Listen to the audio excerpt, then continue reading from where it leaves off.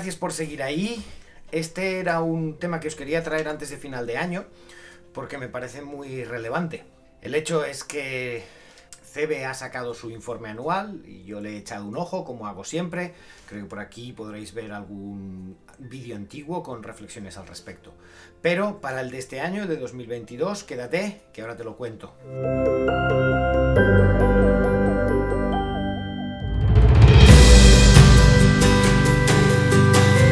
Bueno, pues lo dicho, como sé que tenéis una agenda muy ocupada, pues ya me encargo yo de contaros qué es lo que dice un informe de 89 páginas, ¿vale?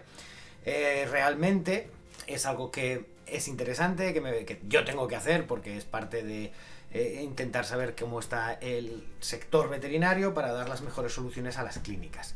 Os invito a que compartáis en redes esta reflexión porque creo que es importante que cuantos más veterinarios la vean, mejor, porque tratan de temas que creo que os son relevantes o igual no. Pero bueno, la manera en la que lo he hecho es un poco diferente. Somos veterinarios, yo soy veterinario clínico, lo sabéis, y pues existe un método de aprendizaje que se llama medicina basada en la evidencia. La medicina basada en la evidencia lo que te permite es, incluso con menos experiencia, habiendo visto menos casos, utilizar experiencia que se acumula en otros sitios y aplicarla en tus centros. Para lo cual, una herramienta base es la pregunta PICO. La pregunta PICO, que viene del inglés, es un acrónimo, ¿vale? La P es el problema, la I es una intervención, la C es una intervención comparativa, es decir, cuánto de eso que se explica en el artículo se puede explicar en mi caso, y la O son el outcome, los resultados. Pues bien, lo que he hecho ha sido aplicar la pregunta PICO sobre el informe, ¿vale? Y no quiero adelantar nada, pero creo que no es evidencia para la mayoría de los centros.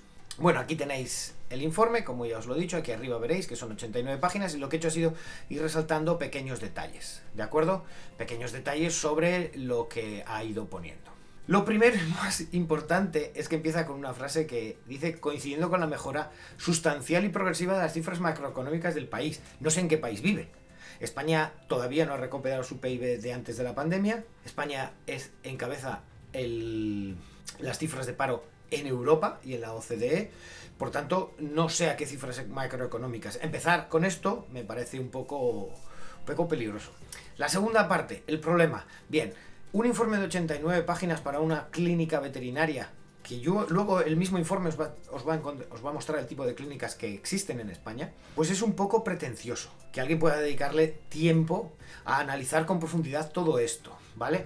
Y luego, una cosa que realmente los estudios no hacen es empezar con valoraciones. Y aquí tenemos la firma del primer convenio, al fijar y garantizar salarios, bla, bla, bla, bla, bla, bla, debería ayudar a paliar. Es decir, empieza ya con una premisa. Un estudio serio dice: vamos a analizar si la firma del convenio puede mejorar o no. Es decir, no es una premisa inocente, no es una premisa que puede ir en cualquier dirección, sino que lo que se está buscando al parecer es que corrobore los resultados, ¿de acuerdo?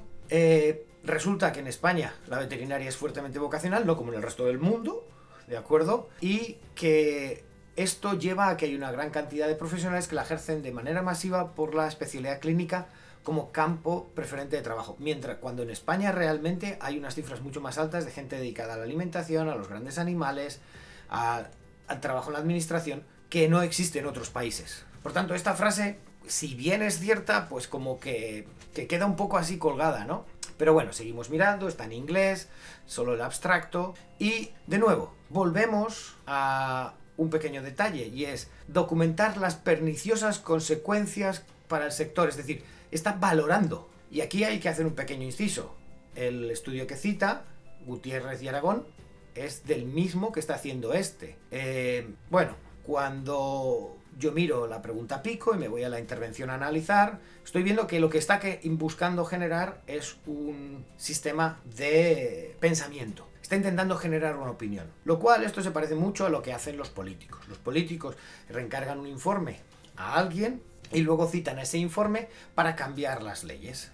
Esto no es independencia. Independencia soy yo, que a mí no me paga nadie, que yo tengo que pagar por contaros estas cosas en los vídeos, porque tengo que pagar al editor, dedicarle mi tiempo, y no, por tanto, no tengo ningún tipo de vías en una dirección o en otra, es decir, los resultados son los resultados. Aquí claramente se está diciendo que lo que se está buscando es esto.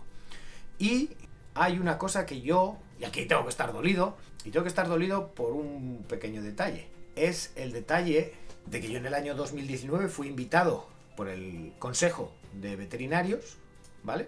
Consejo General de Veterinarios, a hablar del sector. Y a mí no se me cita. Sin embargo, hay 17 referencias propias.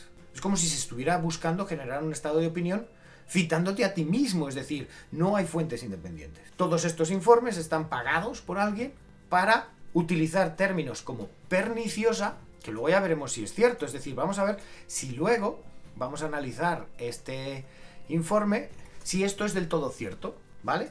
Entonces, creo que esto no favorece a nadie, no favorece a las personas que hacen el informe, no favorece a quien presenta el informe, es claramente un informe subjetivo, en el cual, tanto en el abstracto como en la primera línea de la introducción y objetivos, se utilizan elementos y adjetivos calificativos. Es tan claro que esto lo ha hecho alguien que no está en contacto con el sector, que trabaja en la academia y que realmente está intentando hacer algo para favorecer a quien le paga. Ya está, no tiene más. Lo cual, pues oye, mira, si a vosotros os convence, perfecto. Yo, por desgracia, una frase en la que existe en la introducción y el objetivo un adjetivo calificativo sobre lo que busca, ya está totalmente desacreditado como estudio. Completamente. Artículo, opinión, perfecto. Y un enorme trabajo de 90 páginas. De nuevo, parece que se venda al peso. Entonces, con esto en mente, hay que tener cuidado de las conclusiones. Pero bueno, lo que os decía, son publicaciones de carácter oficial o público. ¡Ey! En mi canal tenéis el vídeo en el que yo hablo del sector. No se ha citado. No se ha citado. Y yo he utilizado los mismos datos del INE que ellos. Por tanto, no es cierto que están utilizando fuentes de carácter público u oficial. Están utilizando fuentes que apoyan lo que ellos dicen. Por tanto, yo a la hora de darle una valoración subjetiva u objetiva a este estudio, se la doy baja. Porque evidentemente no está utilizando todos los recursos disponibles. Incluso aquellos que van en contra de lo que tú dices. Y eso es lo que hace a un científico verdaderamente un científico. Y sin embargo, utiliza grandes aseveraciones como existe una gran unanimidad y presenta 2 estudios españoles. Es decir, solo vamos a utilizar aquello que nos favorece. Así que no pasa nada. Que como artículo de opinión, que para empujar la agenda que corresponda, perfecto. Pero que esto no pretenda ser un estudio fiable ni serio de nada. Bueno, serio sí, porque son muchas hojas. Y se ha hecho de manera relativamente correcta, pero que no es un estudio de nada. O sea, si yo le aplico la pregunta de la medicina basada en la evidencia, no lo aguanta. No lo aguanta desde el abstracto, ¿vale? Entonces, seguimos hablando. Habla que en los colegios veterinarios como las universidades, para que la generación de egresados se corresponda a las necesidades. Bien, aquí si me preguntan a mí, les digo, oye, ¿y por qué no se ha puesto nunca en ningún momento el foco sobre el hecho de que hace 9 años se aprobó el decreto ley que daba lugar a la existencia de la carrera de auxiliar veterinaria? Y ninguna facultad ha sacado ni un solo egresado. Sobre eso no se está poniendo el foco. No es importante, no es relevante. ¿Por qué? ¿Quiénes están ahora ratificando que esos auxiliares son personas capacitadas para trabajar en una clínica? Y ya les podría poner el estudio que está por aquí, creo, que he comentado en otro vídeo, en el cual el aumentar un auxiliar en un centro veterinario mejora la productividad muy por encima de lo que lo hace colocar o aumentar la plantilla con un veterinario. Entonces, evidentemente, de nuevo, no existe nada malo en que esto se diga. Lo que me preocupa, ¿de acuerdo?, es el hecho de que no se miren otros factores que son evidentes. Y luego habla de que a nivel académico no se ha pronunciado mucho sobre las motivaciones a las personas a cursar estudios veterinarios y a ejercer la profesión. Bueno, sí y no, porque luego ellos mismos citan un montón de estudios fuera. Entonces, el hecho de por qué se ejerce la profesión, de nuevo, si hubieran leído mi libro, o sea, ya no, sino en mi libro, en este que veis de fondo, no, en el otro, en el capítulo 1, cuento la demografía de las personas que entran a las facultades de veterinaria.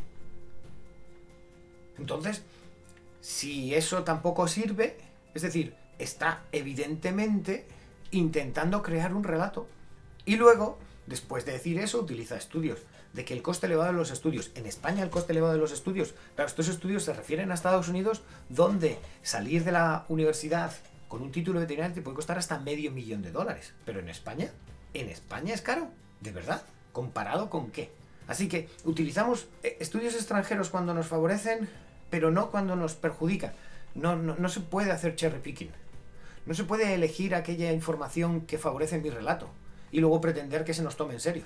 Habla de una brecha salarial, pero luego tiene que recoger cable porque la brecha salarial es generacional. Y de nuevo, si me hubieran preguntado a mí, les podría mostrar los datos que dicen que las recién licenciadas en el Reino Unido, por ejemplo, cobran más por hora que los veterinarios, que los recién licenciados. Por tanto, la brecha salarial se está dando la vuelta, que por tanto no es una brecha salarial, tiene que ver con las condiciones, las horas de trabajo, etcétera, etcétera. Y la capacidad de negociación individual. Y esto es una cosa que a mí me gusta resaltar. Los que estáis viendo, que sois veterinarios, sois veterinarias, es muy fácil echar la culpa al empedrado. La realidad es que tenéis la capacidad de negociar y de decir que no a una oferta de trabajo. Entonces, cuando seguimos, como podéis ver, es muy exhaustivo, hay un montón de cosas. Podemos ver Gutiérrez Aragón, Gutiérrez Aragón, Gutiérrez Aragón, es decir, autocitados, uno detrás de otro, 17 referencias propias. Entonces lo que se está buscando es generar un estado de opinión. Y aquí ya llegamos a los datos, ¿de acuerdo? Entonces vamos a ver los datos.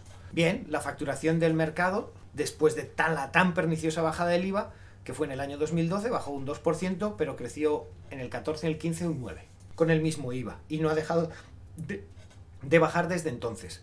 Por tanto, ¿fue perniciosa o simplemente fue el final de la crisis? Cuando tú te lees todo esto, te habla claramente de la crisis que existía en España entre el año 2008 y el 2012, cuya consecuencia final fue el aumento del IVA por parte del gobierno para aumentar la recaudación, lo cual hizo que aún bajara más. Faltan datos de 2010, 2009 y 2008. ¿Por qué 2011 a 2020? Pues cuando se amplía el foco, igual los datos ya no apoyan tanto el que la bajada del IVA fuera perniciosa.